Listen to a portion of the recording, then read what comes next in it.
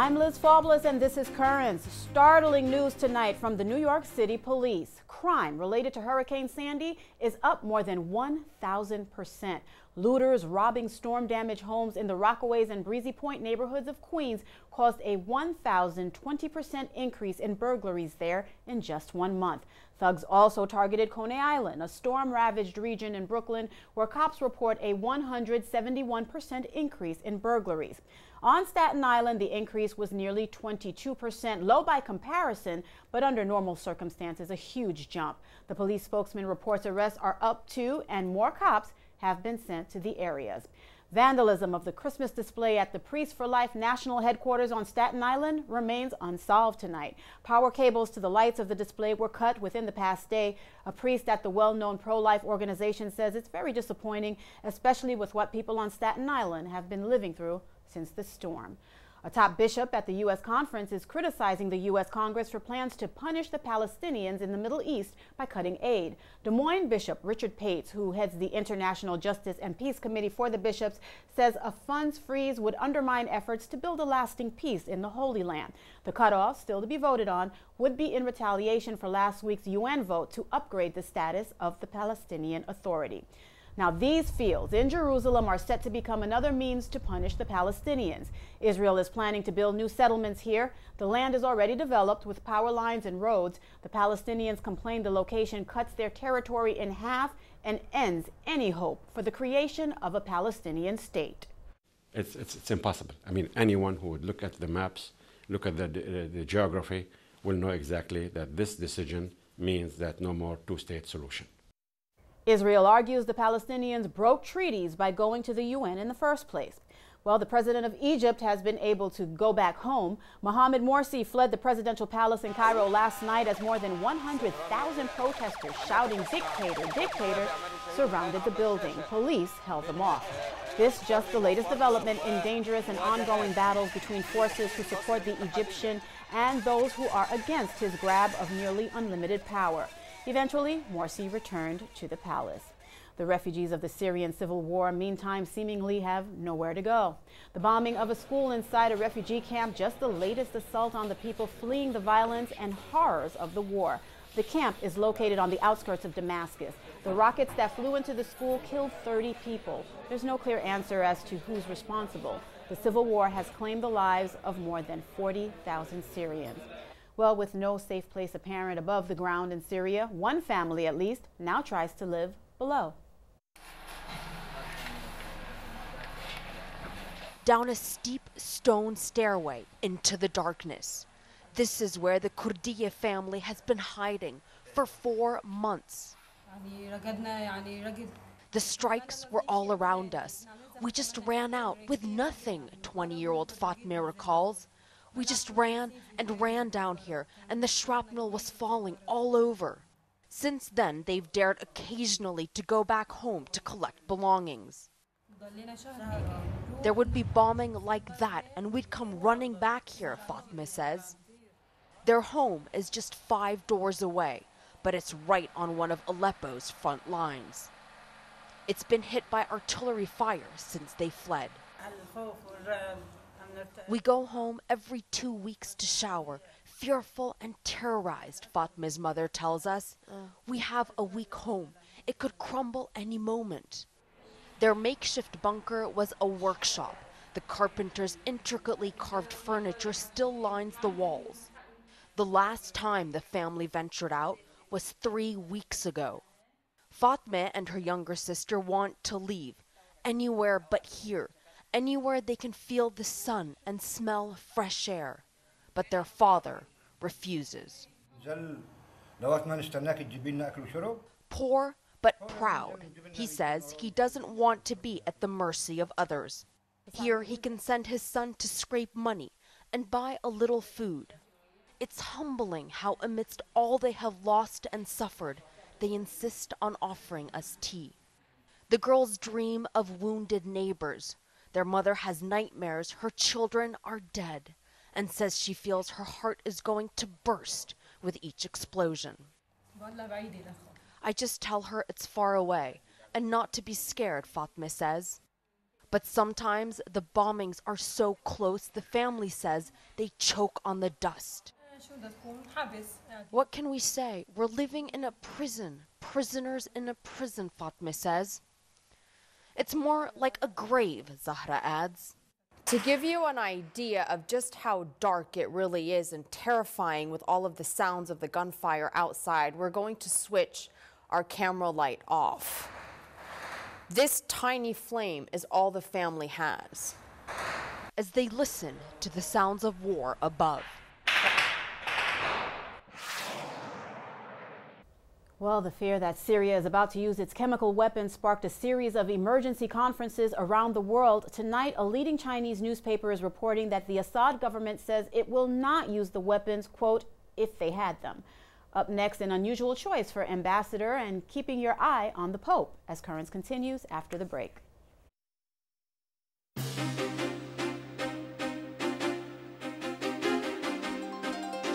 Welcome back to Currents. I'm Liz Faublas. The Pope's new Twitter account we've been reporting on this week is fast becoming an international sensation. Yesterday, we told you more than 100,000 people had signed on as followers of the Holy Father, and London bookies were betting on 1 million by year's end. Today, the number is already up to 500,000, and 1 million seems likely by week's end. The Pope's handle is Pontifex. His first tweet is due December 12th. Meantime, these webcams covering St. Peter's Basilica and St. Peter's Square are about to be incorporated into a new app, the Pope app. It will provide live streaming of all papal events and video feeds from the Vatican's 6 webcams, as well as news alerts of top Vatican stories. Almost everything the Pope does or says will be covered. The app will be available for Apple devices on Monday, and an Android version is due in January. The man in charge says the Pope will be able to reach the hands of every person with a mobile device or smartphone. Also in Rome, a summit meeting of church leaders from the Americas is getting underway. Half of the world's Catholics live here, from Alaska to Argentina. Starting Friday, they'll discuss plans for the new evangelization of the entire region and how to better support the backbone of society, the family. The organizers are the Pontifical Commission for Latin America and the Knights of Columbus. One Christian hemisphere has been part of the work of the Knights of Columbus for many, many years. So when we had the invitation from the Commission for Latin America to participate in this, we were very pleased to do so. The Knights of Columbus are the largest Catholic lay organization in the U.S. A highlight of the summit will be celebration of the Feast of Our Lady of Guadalupe on December 12th. Meantime, another new Catholic is now in our church thanks to Pope Benedict's process for welcoming former Anglicans into Catholicism. Larry Gibson had been rector of the nation's largest Episcopal church in Houston, Texas. His parishioners included President George H.W. Bush and wife Barbara. The nature of authority in the church is what Mr. Gibson says attracted him most. President George W. Bush, meanwhile, in Dallas, is speaking out about immigration. America is a nation of immigrants. Immigrants have helped build the country that we have become, and immigrants can help build a dynamic tomorrow. Not only do immigrants help build our economy, they invigorate our soul. The president attempted to enact immigration reform in 2007 without success. One young man who came to our country at the age of 1 is succeeding and being honored for his work to bring peace and justice to the world. For Stanford University student Carl Kamadzi, where there is injustice, a Christian is required to act. Whether it's working to create opportunities for young people to attend school in his native Togo, or providing shelter for unhoused residents of Palo Alto, California, Kamadzi roots his concern in his Catholic faith. Kamadzi recently was honored for his work on behalf of justice with the Cardinal Joseph Bernardin New Leadership Award from the Catholic Campaign for Human Development. Jesus spent his whole life just loving people and showing that love through actions, and that's pretty much what I strive to do. I want to emulate love. Kamadzi fled Togo in 1993 at the age of 1 with his mother, a political activist whose life was threatened by the country's oppressive regime. 4 years later, they arrived in the United States, eventually settling in Las Vegas. Kamadzi said that his concern for justice developed at an early age, fueled by his mother's desire to provide a safe life for him. Growing up, I've always just been aware of inequality in the world, and I've always just been really, really bothered and affected by suffering. And I feel that God made me very, very sensitive to injustice and to things like that because he wanted me to be someone who does something about them. That something has included starting the Hidden Talent Foundation with his mother to help students in Togo. He is involved in a student-run shelter in Palo Alto and was one of 40 students to join a reenactment marking the 50th anniversary of the 1961 Freedom Rides for Civil Rights. What's next, Kamadzi says, only God knows. I'm Dennis Sadowski for Catholic News Service. Last night at the U.S. Capitol, the lighting of the National Christmas Tree. Speaker of the House John Boehner presided, along with the help of Ryan Schuster, an Eagle Scout. Here's the switch. Why don't you lead us in a countdown starting with 5? 5, 4, 3, 2, 1. Good job.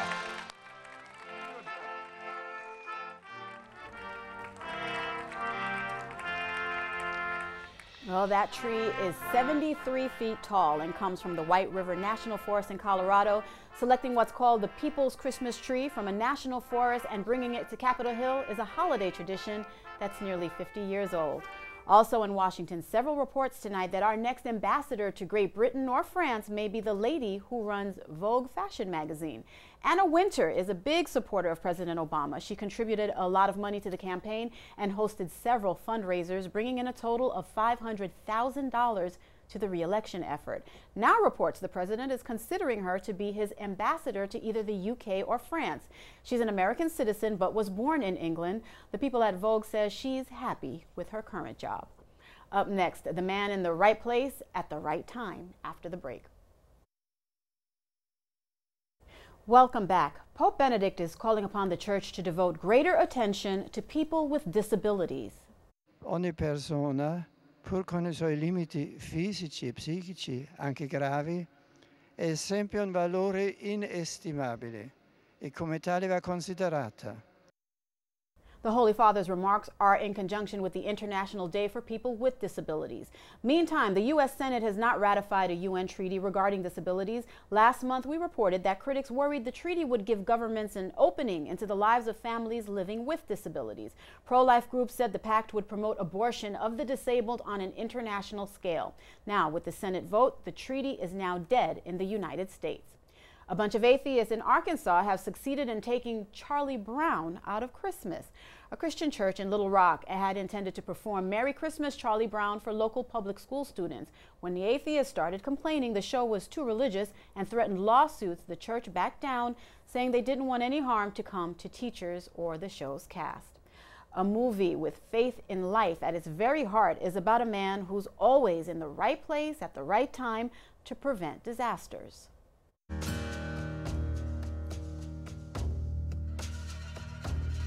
I wonder what he's doing here. Looks kind of lost. Yeah, like he's looking for something. $10.50 an hour plus tips. Got yourself a bartender. Oh. Name's Sam. Hi, Sam. Hey, where you from? Oh, here and there, roundabouts. But I'm nobody, Come really. on, Tony. It just seems like there's something more to your story than just bumming around. I figure that we're supposed to enjoy every moment and try to make a difference. Would you excuse me for just a minute? Hey, can you tell me where the library is? I thought it used to be down. Hey, hey! Things just didn't seem right. Oh, Rocky! I gotcha. Who is this white knight? Sam Doonby. Doonby. Well, earlier this afternoon, I sat down with one of Doonby's stars, Jen Gotzon, and the man behind the film, producer, director, and writer Peter Mackenzie. I asked him to describe the movie. It was a very nice review we had. It said, it's a wonderful life meets the Twilight Zone. And I really like that because it's about relationships and nothing is as it seems. And at the end of the film, relationships have changed. What you believe to be the truth has changed. And it's to celebrate life. We try very hard not to say this is a film about abortion or even pro-life. What I wanted to do was to ask a question. And where this differs, I guess it's this is not really a faith movie because we're trying to appeal to a mainstream audience here and to make people go out there and think about the whole subject. It's not judgmental in any shape or form. You know, it's in fact the one person, I suppose, in this who you could be judgmental about is treated extremely gently. And so I don't want anybody to think that we're preaching to them at all. It's purely a film about making people think and say, hey, you know what, this is a serious subject. This, you know, this isn't like having a tooth out. You know, this I is. want to explore that with you a little bit further, but I certainly want to bring Jen in here with us. Jen, your character plays a very troubled soul. She's had a very difficult life, and there's a journey that she needs to take. Talk to us about what drew you to this role and about your preparation for this difficult journey throughout the making of the film. Well, Laura, the way that I look at her, she's a kaleidoscope of color. We were talking about that earlier in our interview. And the way that Peter wrote this character is someone who everything is given to her, lives in a very wealthy family, so she's spoiled. She's not working for anything. And she's sent away to college and to learn all sorts of things, but she's lost inside. She's a vacant hole internally, and she doesn't know what her purpose is. And when you're so lost and so vacant and so empty, sometimes we need fillers to find hope. And so what she does is turn to the bar, because the bar is a community, it's a lifestyle, it's fun, it's this, and she gets attention. But the alcohol turns as that vice to give her that hope and a cope, and then an addiction becomes as a result of that. And so unfortunately, when you're so broken and you don't know your direction, your choices you make can be erratic. And from a preparation aspect, I love looking at the situation. I researched, you know, talked to a lot of people who deal with alcoholism, learned about that world, learned about the emotional lines, learned about the physical characterizations. One thing that inspired me, I don't think you know, is almost it's an animal technique, something I learned here in Manhattan at the school I went to. And so I looked at an animal like a tiger. A tiger can be very cat-like predatory, and you'll watch, if you watch Laura's movement, it's that type of movement. But then when she has an emotional outrage, it's just this type of a pounce. And so that's something that I learned at school that you see Kevin Spacey do, you see Anthony Hopkins do. And so it's ways I like to bring in layers into the performance of character transformation. She's a great pouncer. She is she really? Which is something that we're learning about Jen today, and which actually brings me to my next question: is the unity, the camaraderie that was built throughout the filming of the movie. What our audience obviously doesn't see is the behind the scenes. And prior to this interview starting, it was like a little mini reunion. You all came into the studio, and there were hugs, and there were kisses, and there was literally just I missed you. There was a familiarity there, you know, and I want to believe that not only was it in the making of the movie, not only was it the theme, but there was something about the way you guys came together, and this was such a labor of love for you, is my understanding. And then you see these actors giving life to something that you have worked so that for me is the amazing thing. You know, you sit and you write this, and it's there, and you hone it, and you change it. And I guess it's probably the 17th draft of the script, or 18th before it actually goes out, then becomes a shooting script. And then lo and behold, you have these great actors. They come up and they say things that you've written, and I said, did I write that? You know, wow, well, that sounds pretty good. But it's coming from these guys who are giving it a whole lot more depth and personality to the whole thing. I sometimes just sit back and go, wow, that was good, wasn't that wonderful? You know, but we became a family, and we're still a family, I guess. You know, I think one of the things that also helped tie that together, one of the places we stayed was a bed and breakfast that had such a heart of God. It was the Auberge Bed and Breakfast, and so Will Wallace, myself, John Schneider, Jennifer O'Neill, Joe Estevez, we all stayed there. And there was such camaraderie. After we would shoot the movie, we'd come back and we'd fellowship. And Peter would come over with his son Mike and Dan, and there was just a time of fellowship. So you'd be working, getting the job done as quick as you can, as efficient as you can, as excellent as you can. And then there's a time of just relaxation and kinship. And I think a lot of that... Oh, yeah, we'd sit there having a beer as the sun came up. Day after day after day. It was all so much night shoot. Do you see that this movement, that the movement of Christian films has a wonderful future? I'd like to believe that it does, and I'd like to believe that actors and directors such as yourself would really be able to give the genre even more light. Yeah, it's interesting. Like I said, though, you know, this isn't really a Christian film. I think C.S. Lewis hit it on the head. He said, we don't want more Christian films, we want more Christians making films. I really enjoyed that interview. Doonby is one of the movies being recognized tonight at the 4th Annual Net Film Festival and Awards Party. We will be there and have a full report in an upcoming edition of Currents. Now, during last night's broadcast, we told you about the movie The Greatest Miracle. It's a wonderful animation about 3 characters and their guardian angels.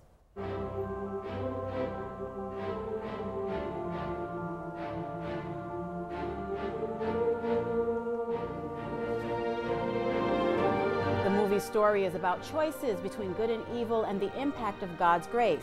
We have 3 copies of the film to give to you. The first 3 viewers to write to us at currentsny@desalesmedia.org with the subject movie will receive a copy.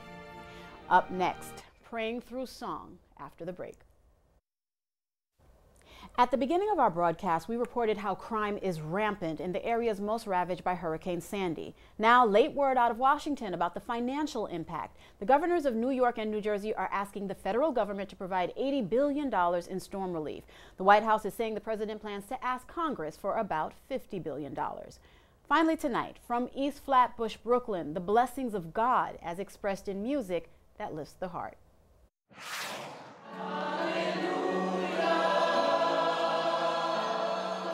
We are at St. Jerome Roman Catholic Church, and we are celebrating the release of Troupéclat, which is one of the choirs of St. Jerome Roman Catholic Church, and it's our first debut, our first CD. It's being released today to the public. Through songs, we can express ourselves. Through songs, as believers, as Catholics, we can help someone else to pray and experience God's mercy, God's presence, God's love.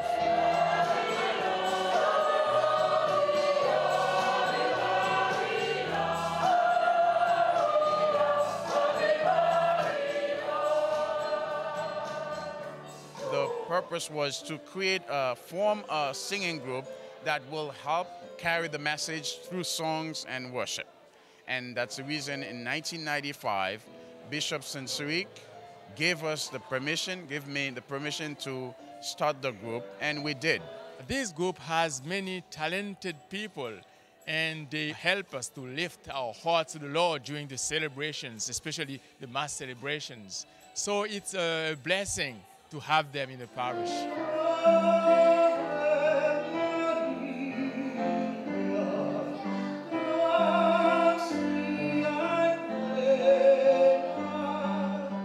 We have taken over about 3.5 to 6 months in preparation of the CD, and we are currently 35 members actively strong. So to get that many people in a studio is no small task. Obviously, if God was not involved in this work, we would not have been able to do it. So yes, we are very, very happy, and we can't wait to get the response from the people out there in terms of how they love it. Music is essential to the expression of faith. We always, and I always insisted that they should seek perfection in prayers, but also in expressions of prayers, in art, in music. And I'm very proud of them. It feels great that we have something. It feels like you have something to show for, regardless of how people respond to it, but we feel great that we were able to do that. And then we want to be one of the group known for our singing in the community, for praising mostly. It's not about the vocal, but it's about the soul that you put in what you do.